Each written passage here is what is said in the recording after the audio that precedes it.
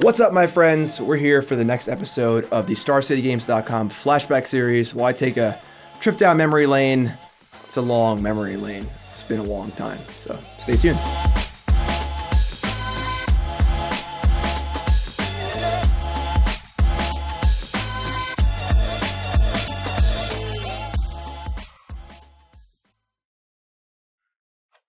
Whoa, check out the hair. This is an old one. This is from way back. Grand Prix Dallas. I think it was like 2006 or 7. I'd played in a few pro tours. Got to get my feet wet. It's my first like real success. I played a Goblins deck, obviously, an extended. And no one was really playing it at the time. I had like Chrome Moxes and Rite of Flames and Ghost Quarters. The deck was super sweet. Probably the hardest I'd worked for an event leading up to this. And the deck was really, really good. Like, I plowed through both days, and I met Kenji Samara in top 8. He was playing tough matchup in like a Loam deck with Devastating Dreams, killed all my creatures and stuff. And we had a long set, and I had a really tough turn where I comboed off before he killed the entire board. And I actually screwed up where I put him to 2 instead of 1, and I ended up losing. And definitely a big moment for me, though. There's a lot of fun stuff in here. I got my headphones on, back when you could listen to music. We got my downside sticker on the box. That was my old band. This is a fun one. Nice. This is Ben's last hurrah. Lotus Petal, defense grid, pass the turn. That is going to do it.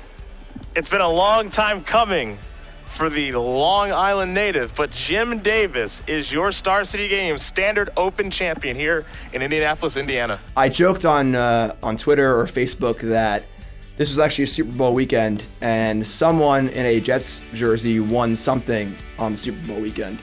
And this is my first Open win. I had a lot of success prior to this, but I didn't actually have a physical trophy. Never like a first place finish, anything other than like a PTQ.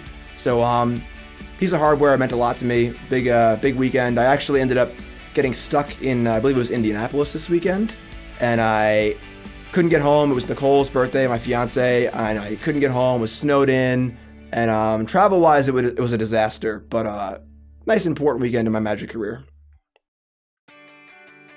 Nice. This is it's my old Stony Brook jersey. I used to wear hockey jerseys, of course, but when I used to play in tournaments before I had the Team Digs, first MGG and now Team BCW. And this is when I won the Season 1 point lead in 2015. I had a pretty bad Players' Championship in 2014. Basically came in dead last. It's an attack for lethal. Jim Davis's tournament is over. Tom Ross with white-blue heroic and a heck of a draw there in Game 3.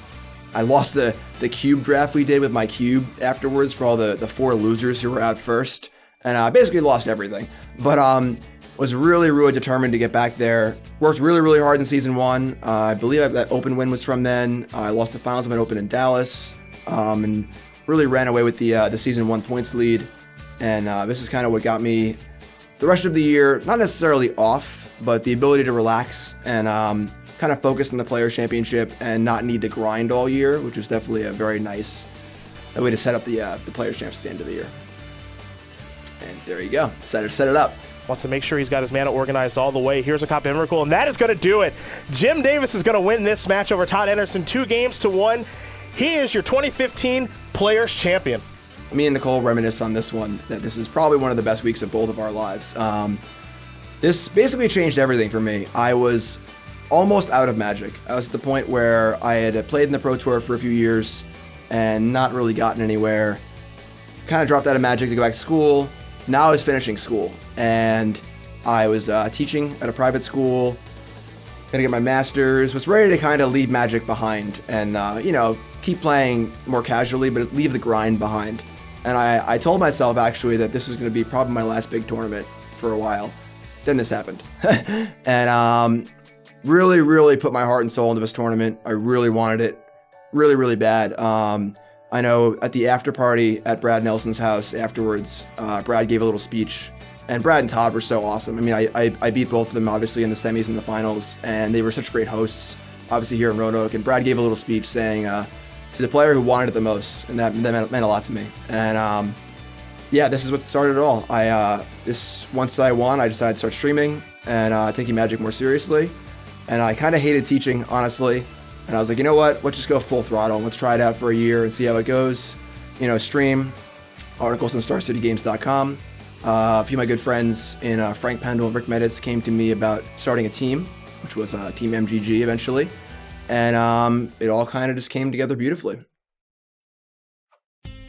Nice. So this is a little bit earlier in the tournament. And it's funny, they say like in poker a lot that any player who wins a tournament always catches one break. There's one point where they're dead to rights and they hit the lucky card and win. And Magic's like that too. And this round was against Jonathan Morawski. And in game 3, I mulliganed to 5.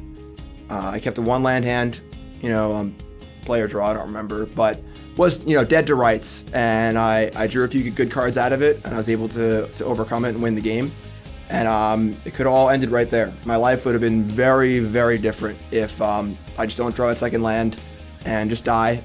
Basically changed everything. It's the moments like this people forget a lot, where they always remember the big top deck or the big spot where they got a little lucky or made a big play, but there's always the spots where you're in trouble and end up drawing out of it, and things could have gone way, way different. And it's honestly a pretty big spot in the big picture of things that could easily get overlooked. Nice. This is second trophy, I guess third after the Players' Champ trophy, but this is the start of Team MGG, basically. Let's collect a company here from Jim Davis. Reflector Mages 1. Oh, so good. Reflector Mages 2. He'll play 2 of them here. Unbelievable and good. How can you not? It's the first Innistrad standard event, I believe, and this is the first event that Team MGG started working together. Myself, Pete Ingram, Dan and Andrew Jessup, and Kevin Jones. We all went to Baltimore like 2 days early. We holed up in our hotel and just played for like 8 hours straight for 2 days. The Band Company deck I played in this tournament was one of the best decks I've played in any event. I felt like I was playing Modern and everyone else was playing Standard. I felt so far ahead. And I know both Kevin and Dan did well as well. And it was really, really validating to see such fast results. In Magic, things don't always work out, even with hard work. But to see the 5 of us get together, work really, really hard, and I think we came in first, 10th, and 11th with our deck. That's like a really, really good showing for a 5-player team. So this is a pretty big moment, and that shirt's cool too. This will destroy you. Great band. And there you go. This is a really, really good year too with MGG. I love those guys. Just really, really awesome seeing us work together for that first year or two, especially that first year. I believe this is Dallas, the event where it was like a 1,000-person tournament. Putting 4 of your 5 team members in the top 8 of a 1,000-person tournament is actually unreal. I believe it was a Cardboard Crack comic issued after this saying that in the interest of competitive diversity, they were going to ban us from modern events because yeah, it just wasn't fair. But I love all those guys. Really, really good friends with all of them, and just crazy. You gotta love those yellow jerseys too.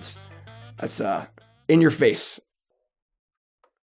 Nice. So from the old squad to the new squad. So at the end of last year, it had been 2 years with Team MGG, and 2 really awesome years. And it had gotten to the point where I had taken over a bit of a managerial role at the team, and I was doing more work behind the scenes as far as managing a team, getting jerseys, working on the website. And I was doing a lot of work, and I noticed my own personal stuff was suffering. My stream, my articles, content I wanted to be producing, things I wanted to be doing, and just too much. I bit off more than I could chew. It was a mistake. It was kind of naive. Going into 2017, I offered to take on more responsibility with the team, and it wasn't a good choice. So coming to the end of the year, I was sort of like, you know what? I think that maybe it's time to step away. The team was looking to do some Pro Tour stuff, which they're doing now, which is really awesome. And just felt like a point where it was just too much for me, and I needed to focus more on what I was doing. At the same time that door was closing, a new door opened with BCW. BCW Supplies, great company, and they've been a partner of MGG since the very beginning. And Rick Kivett of BCW, who's been our rep, who would travel with us to events, came to me and was like, hey, I'm thinking about starting something new, and it would be run by BCW themselves and their marketing department, so it wouldn't be really a burden on me at all as far as like managing anything. I just gotta show up and play and stream with a bunch of great guys, and here we are. Brennan, Todd, Tannen, Ross, all just awesome guys. Really, really good players in their own right. All really, really good at what they do as far as content and playing. Each one has their own kind of specialties, and just a great group. Super fun traveling with them, and it's been awesome. Buddy, what's up? Goblin Lackey. It's funny actually because I was known as the Goblins player for a long time. Never really cared for this card. I always liked the ringleaders and the matrons and the gem palms. You know, a lot of times Lackey would just die, or you'd draw it on turn 3 and it wouldn't be as good. So we were friends, but you know, not best of friends, but ringleader and matron. Those are the cards. People always say, you know, when's Goblins gonna come back in Modern, or ringleader's all. It's all about ringleader. Nice. This is it's funny actually. The first pack of cards I ever opened was 6th edition, and I opened a Wrath of God. My buddy Gavin the next day in school was like, Magic? Yeah, I used to play that. I played like in middle school. So he brought in his cards and he gave me some Counterspells, some Sarah Angels, a Wrath of God or 2, a Tundra, just unsleeved Tundra. I was like, oh, cool. Put it in my deck, went right in my pocket, and used to play it in my lunchroom. This is the Counterspell that I used, and yeah, a lot of good times back then. Gavin now doesn't play anymore, but he laments his 4 Underground Seas he sold for $5 each. I never had the heart to tell him what they're worth now. Nice. This is me and my fiance Nicole, and then our son John. This is us. I think we're in Disney World here, and they've been great.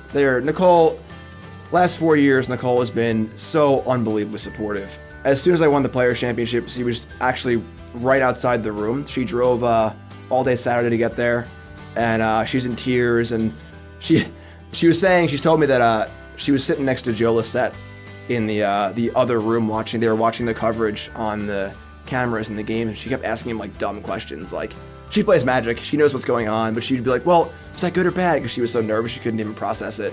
And Joe was like, "Yeah, I think this looks pretty good," you know. But yeah, just unbelievably supportive. You know, I go away all the time, obviously. I'm constantly gone on weekends, and she's always holding the fort down, and it works out really well. You know, she was a bartender who works during the week, so I'm home during the week with John. You know, I'm writing articles or streaming. And on the weekends, I go away, and she's home, and just super awesome. John's great, too. John's playing Magic now, and he's got a red-green deck with Bloodbraid Elf. There you go, Savage Twister. A lot of my hard work in the last few years is really for them, so. Nice. Oh, the Rangers. My Rangers. They've had a rough year. Big hockey fan. I just love hockey more than anything. It's funny, I say I'm a little like Happy Gilmore, where growing up, just loved hockey, and I just was never any good. I'm not bad, but I'm not good at all. And I also played golf when I was younger too, and I was always much better at that. But I'd be playing golf in like a pair of jean shorts and a hockey jersey, you know? And but yeah, I love hockey. Yeah, big Rangers fan. Pretty happy they blew the team up. Feel bad for Henrik Lundqvist though, their goalie. He's one of the best, and he hasn't won a trophy yet. Even I have a trophy, Henrik. Come on, what are you doing? But he's getting older, so we'll see. Nice. This is me playing bass in my band Teach Me Human. Look us up, Spotify, iTunes, all that jazz. And played music for, over half my life now. I've been playing since high school. In the band Downside, as you saw in the previous sticker. I've been playing in bands, 15 years. And love music. When I was younger, it was more of a, let's hand out press kits and, promote and try and get signed and stuff. Now, a little past that point, kind of just a nice, fun little thing to do on the side. I mean, Teach Me Human was around for about 2 years. Probably played 10 shows. We recorded 2 EPs. Plan on still playing more music. In what form? I don't know. Have to find out. But definitely a passion of mine for sure. There you go. More music stuff. This was another one of the really fun things I did at Stony Brook University. I had a radio show. WUSB 90.1 FM. I had a show from 3 to 5 every Monday called Say What's Radio. named after the band I was in, Yogi Brown and Miss Say What's. Radio show is super cool. Did it for about 3 or 4 years. Started out with just me in the studio playing music that I liked. And then local guy, Maxwell Peters, who ran a lot of shows and stuff, got in touch. And he was like, hey, like, I have a lot of local bands who, you know, are really, really awesome. You should have them on your show. And I was like, yeah, it sounds great. So started having bands coming in every week. And every week I'd have a new local band in. It was super awesome. It was really cool because I was kind of out of music for a while. And it was a really cool way to kind of like bring me back in. And was traveling for Magic all the time. You know, obviously at home with Nicole and John. Didn't have a lot of time to go to shows and stuff. So the shows just came to me. The bands would come in the studio. They would play. It was great promotion for them. It was great radio for me. A lot of fun. And I think that the radio really helped me as far as like my, I guess, radio voice chops, you know, and you see that in my streaming, just being on the radio for so long. It's very, very similar to streaming. You're kind of just holding an audience. You're never really sure who's watching. You know, when you're on the radio, you're sort of just in a room talking into a microphone, and streaming is just like that. But really awesome experience, and I miss doing it a lot. Time is always, it's always a factor. Never enough time, unfortunately, but definitely a really, really fun part of my life. Oh God. So this is my new house, and Nicole and I were talking about moving and getting a house. Nicole's sister lives in South Carolina. The house across the street went up for auction. Really, really good price. And Nicole and I were like, hey, let's do it. I flew down and looked at it. Foreclosure, been abandoned for a while. And it didn't look like that much work. As you can see, it's never, you know, only that much work, but it's going to be beautiful when it's done. It's a lot of work, but we're moving in a few months and we're getting there. Super, super excited about it. You know, Nicole, John, and I are going to have our own place, and it's going to be exactly the way we want it. Yeah, it's a lot of work. I may have jumped on a nail by accident 2 days ago. So a lot of mishaps and hijinks, but we're getting there, and I really can't wait till it's done. Well, that was really, really fun. I've been playing Magic for well over half my life now, and it's many, many years of great times, great people, times, places. And the cool thing is I'm still doing it. So I'm very, very thankful for you know, the opportunity to travel and meet people and play this great game we all love. And that was really fun. Hopefully we'll do it again sometime. Thanks for watching the Flashback series on StarCityGames.com. I'll see you next time.